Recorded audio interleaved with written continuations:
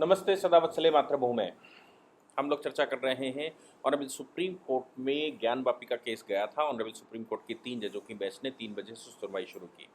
सुनवाई शुरू करते समय मुस्लिम पक्ष सिर्फ एक बात पर अड़ा हुआ था कि 1991 का एक्ट लागू नहीं होना चाहिए, सर्वे का आदेश कैंसिल कर दिया जाए, सर्वे नहीं होना चाहिए। उनका मेरे को लगता है कि मुख्य कारण ये रहा होगा कि अगर ये सर्वे रहता है तो दूध का दूध पानी का पानी हो ही जाएगा।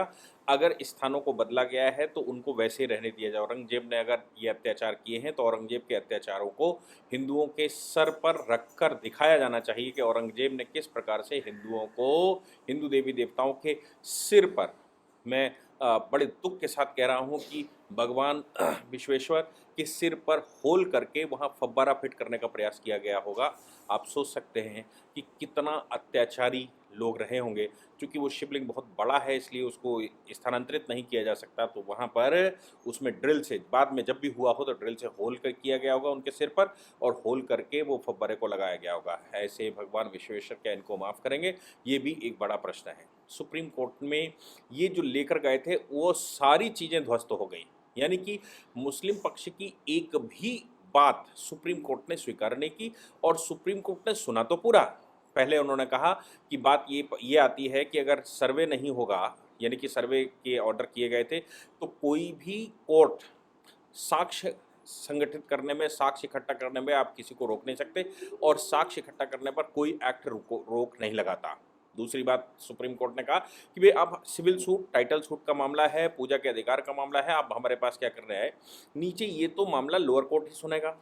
जब बार बार बात हुई कि साहब लोअर कोर्ट आदेश पर आदेश किए पड़ा है, तो उन्होंने कहा लोअर कोर्ट में मैं सिर्फ इतना आग्रह कर सकता हूं कि लोअर कोर्ट में सीनियर जज से बात सुनवाई जाए, बहुत होशियार आदमी से बात सुनवाई जाए जिनको लंबा अनुभव हो। अब बात यहाँ पर ये भी आती है कि नीचे डिस्ट्रिक्ट कोर्ट में 2 कोर्ट हैं। ये टीवी पर बहुत सारे मिस इंटरप्रिटेशंस दिखा रहे हैं, मुझे लगता है 2 चीज़ें हैं। एक तो लोअर कोर्ट जिसको हम कहते हैं, दूसरा हम डिस्ट्रिक्ट कोर्ट कहते हैं। डिस्ट्रिक्ट कोर्ट का मतलब अपीलिंग कोर्ट होता है और लोअर कोर्ट, उत्तर प्रदेश में लोअर कोर्ट को सर्वाधिकार होते हैं। लोअर कोर्ट में भी 2 स्टेजेस हैं, सिविल जज जूनियर डिवीजन और सिविल जज सीनियर डिवीजन। नीचे लोअर कोर्ट में जो जजेस रहते हैं, चाहे वो junior division, senior division, judicial magistrate first class, CJM, ACJM और सीनियर डिवीजन, और इसके अलावा जो इस विशेष जज रहते हैं, उनमें सबसे सीनियर, लोअर में अगर सबसे सीनियर जज कोई रहता है तो वो जज सिविल जज सीनियर डिवीजन ही होता है। सिविल जज सीनियर डिवीजन की अदालत में ऑलरेडी रवि कुमार दिवाकर जी की अदालत में ऑलरेडी मामला चल रहा था। तो इन लोगों का कहना ये है कि वो इमेच्योर हैं। कोर्ट ने कहा हम जज के ऊपर कोई टिप्पणी नहीं कर रहे हैं। कोर्ट ने कहा हम कोर्ट की प्रोसीडिंग पर कोई टिप्पणी नहीं कर रहे हैं। कोर्ट ने ये कहा कि नीचे जो सिविल जज सीनियर डिवीजन का ऑर्डर है, जो सिविल जज सीनियर डिवीजन की कार्रवाइयाँ हैं, उसको मेरे आदेश के साथ पढ़ा जाना चाहिए।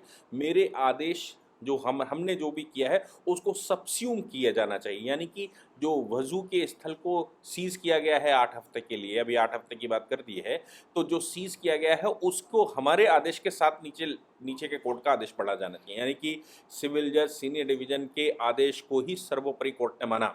बात यहाँ पर ये भी फंसेगी कि अगर supreme court civil suit decide करने लगेगा तो फिर आप ये सोचो कि फिर नीचे लोअर कोर्ट क्या करेगा? भाई लोअर कोर्ट सिविल जज सीनियर डिवीजन इसलिए बैठा हुआ है क्योंकि सिविल जज जूनियर डिवीजन की अपनी एक लिमिट है। सिविल जज सीनियर डिवीजन सारे मामले सुन सकता है। सिविल जज सीनियर डिवीजन सिविल के सभी सूट सुनता है। उसकी अपील जाती है डिस्ट्रिक्ट कोर्ट के पास और डिस्ट्रिक्ट कोर्ट की अपील हाई कोर्ट जाती है। Supreme court court of appeal नहीं होता वो कुछ मामलों को छोड़कर, वहाँ फिर एसएलपी जाती है, स्पेशली पिटीशन जाती है।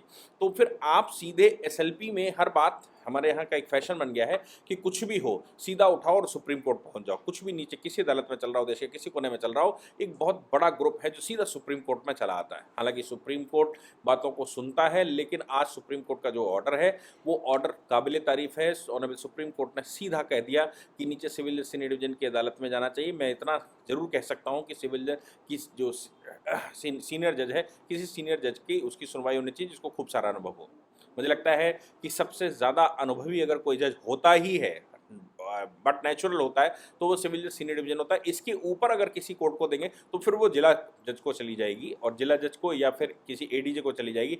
वो भी एक गलत ऑर्डर होगा, इसलिए जिला जज उसकी सुनवाई ना करके सीनियर डिवीजन ही उसकी सुनवाई करेगा और सीनियर डिवीजन ही उसकी कार्रवाई करेगा। 8 हफ्तों के अंदर, 8 हफ्तों में ये सीनियर डिवीजन जो कुछ सुनेगा, उसके बाद वो फिर सुप्रीम कोर्ट ने ये भी कहा कि आपके पास अपीलिंग कोर्ट के दरवाजे खुले हुए हैं, आपके पास हाई कोर्ट के दरवाजे खुले हुए हैं, आपके पास सुप्रीम कोर्ट के दरवाजे खुले हुए हैं, हम यहाँ बैठे ही हैं। अगर आपको लगता है कि बीच बीच में कुछ गड़बड़ हो रही है तो आप मेरे पास आ सकते हैं। होता क्या है कि सिविल का जो सूट रहता है या जो नेचुरल प्रोसीडिंग रहती है, उस नेचुरल प्रोसीडिंग में अगर कहीं भी कुछ गड़बड़ होता है तो उसमें जो बीच के इंटरलोकेटरी ऑर्डर्स रहते हैं या जो बीच के इंतरिम ऑर्डर्स रहते हैं, उन ऑर्डर्स में अगर आपको लगता है कुछ गड़बड़ी है तो आप अपीलिंग कोर्ट, रिवीजिंग कोर्ट में जाकर उसको कह सकते हैं कि साहब ये गलत हो गया है, इसको सही कर दिया जाए। लेकिन आप ये नहीं कह सकते कि कोर्ट बदल दें, आप ये नहीं कह सकते कि सुनवाई आप ही कर लें, आप ये नहीं कह सकते कि हाई कोर्ट ही उसकी सुनवाई कर ले, आप ये नहीं कह सकते कि सुप्रीम कोर्ट ही उसकी सुनवाई करे। इसलिए सुप्रीम कोर्ट ने इस मामले में सीधा सुनवाई स्वयं करने की बजाय कहा कि सीनियर डिवीजन के पास मामला जाएगा, सीनियर डिवीजन ही इसकी सुनवाई करेगा। दूसरी बात, वजू की बात जहां तक आई, कहते हैं वजू जो है नमाज का अभिन्न अंग है, तो सुप्रीम कोर्ट ने ये कहा कि मैं डिस्ट्रिक्ट मजिस्ट्रेट को आग्रह करता हूं, डिस्ट्रिक्ट मजिस्ट्रेट को ये आदेश देता हूं कि वजू की स्पेशल व्यवस्था वहीं कहीं करवाई जाए, लेकिन ये स्थान जहां पर शिवलिंग की बात कही गई, इस स्थान को संरक्षित रखा जाए, इस स्थान को बिल्कुल छुआ ना जाए।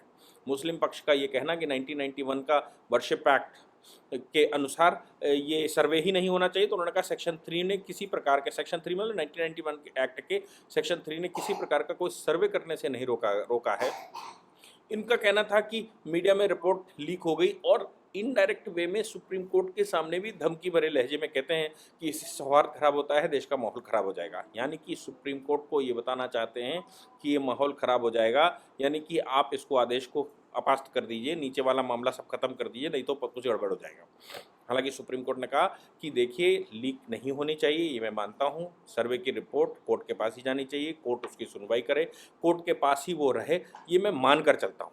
लेकिन सुनवाई सुप्रीम कोर्ट नहीं कर सकता, सुनवाई हाई कोर्ट नहीं कर सकता, जो ओरिजिनल कोर्ट है, जिसका ओरिजिनल जुडिक्शन लगता है, उसी के द्वारा सुनवाई की जानी चाहिए और मेरे आदेश को उस आदेश के साथ ही पढ़ा जाना चाहिए जो आदेश नीचे वाली कोर्ट ने दिए हैं। उन आदेशों में, यानी कि हमारे जो ऑर्डर हैं, इस ऑर्डर को लोअर कोर्ट में लेकर जाएंगे, लोअर कोर्ट का सीनियर डिवीजन का जो जज है वो अपने आदेशों को इस आदेश के साथ पढ़ेगा, यानी कि जो भी आदेश करेगा वो रोशनी इसकी होगी। ये लोग कहते हैं ना कुरान की रोशनी में करेंगे, तो जो भी रोशनी होगी वो सुप्रीम कोर्ट के आदेश की रोशनी में किया जाएगा, यानी कि सीनियर डिवीजन सुप्रीम कोर्ट के आदेश की रोशनी में कोई भी इंटरप्रिटेशन करेगा और वो इंटरप्रिटेशन, वो जो सुनवाई है वो सुनवाई भी पूरी कर लेगा। मुझे लगता है इससे अच्छा कोई और आदेश नहीं आ सकता था। ये एक बहुत अच्छा सुलझा हुआ बीच का आदेश है जिसमें हिंदू पक्षकारों को कुछ नहीं मिला, मुस्लिम पक्षकारों को कुछ नहीं मिला।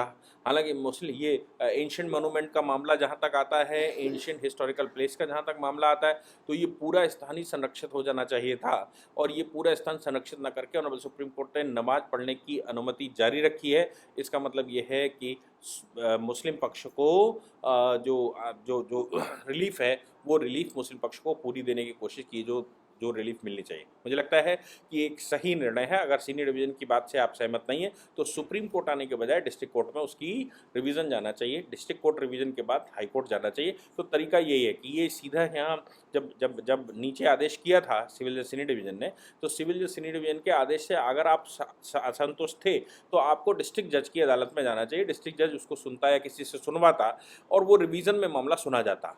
वहाँ भी आप असंतुष्ट रहते तो ये संभव है कि आप ऑनरेबल सुप्रीम कोर्ट, वो ऑनरेबल हाई कोर्ट चले जाते, आर्टिकल 226 में सुनवाई करवा लेते, लेकिन आप तो सीधा सुप्रीम कोर्ट चले आए। इसलिए हमारे पास इसमें करने को कुछ नहीं। हाँ, जो इसमें मुझे लगता है कि रोशनी होनी चाहिए वो डायरेक्शन में पास कर देता हूँ, उस डायरेक्शन में ही इस पर कार्रवाई होनी चाहिए। इस पर सिविल जज सीनियर डिवीजन सुनेगा। जय हिंद, जय भारत, वंदे मातरम।